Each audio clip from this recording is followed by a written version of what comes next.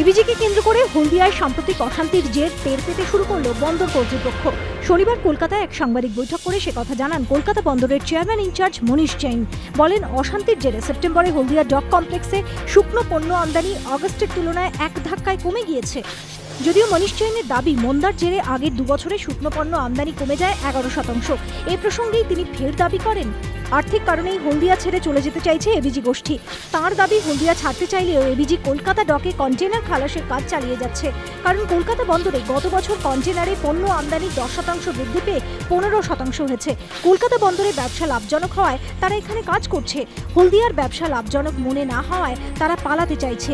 অবশ্য নাম প্রকাশে অনিচ্ছুক এবিজি গোষ্ঠীর এক কর্তা মনীষ জৈনের ব্যাখ্যা খারিজ করে দিয়েছেন। হলদিয়া রানীচক মোড়, কয়েকশো মিটার দূরেই হলদিয়া ডক কমপ্লেক্সের ঢোকার মূল গেট। দিন রাত ভারী ট্রাক ট্রেলারে আনাগোনা। তারই পাশে শুক্রবার আইএনটিটিইউসির উদ্যোগে জনসভা। মূল বক্তা তমলুকের তৃণমূলের সাংসদ শুভেন্দু অধিকারী। সকাল থেকেই সাজো সাজো রব। আর এই প্রস্তুতির অঙ্গ হিসেবে হাজির নির্দিষ্ট একটি সংস্থার জলের ট্যাঙ্ক। হলদিয়া ডক কমপ্লেক্সের শ্রমিকদের একাংশের অভিযোগ, এই হচ্ছে তৃণমূল ঘনিষ্ঠ সেই সংস্থা যে সংস্থাকে সুবিধা পাইয়ে দিতেই শুভেন্দু অধিকারী 2 বছর আগেই এবিজিকে তাড়ানোর পরিকল্পনা করেন। তাই জল ছিটিয়ে আসলে কৃতজ্ঞতা স্বীকার করা হলো। একদিকে রেট চার্টের অভাব, অন্যদিকে খুচরো সমস্যা। ট্যাক্সের ভাড়া বাড়ার পর বিভ্রান্তির সাঁড়াশি আক্রমণে নাকাল যাত্রীরা।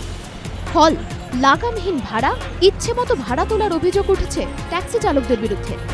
ট্যাক্সিতে উঠলেই আগে কত টাকা দিতে হতো? 22 টাকা। হিসেবটা ছিল এইরকম, 10 গুণ 2 যোগ 2, 22। এখন ট্যাক্সির ভাড়া বাড়বে প্রতি 200 মিটারে 2 টাকা 40 পয়সা। তাই ট্যাক্সিতে উঠলেই দিতে হবে 10 গুণ 2 টাকা 40 যোগ 1, 25 টাকা।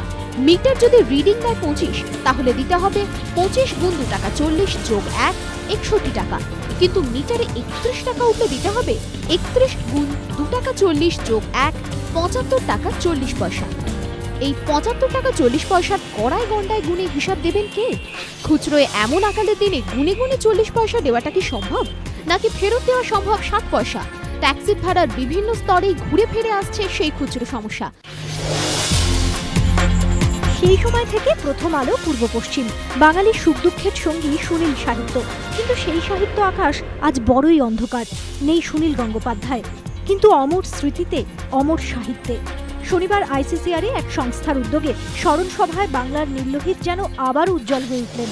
স্মরণ সভায় হাজির ছিলেন সুনীল গঙ্গোপাধ্যায়ের স্ত্রী স্বাতী গঙ্গোপাধ্যায় এবং সুনীল পুত্র সৌভিক। ছিলেন নবনীতা দেবসেন, গৌতম ঘোষ, বিক্রম ঘোষ, রূপা গঙ্গোপাধ্যায়, অরিন্দম শীলের মতো ব্যক্তিত্বরা। শিল্প সাহিত্য জগতের নক্ষত্রদের স্মৃতিচারণে বারবার ঘুরে ফিরে আসে সুনীল সৃষ্টি, উপন্যাস, কবিতা।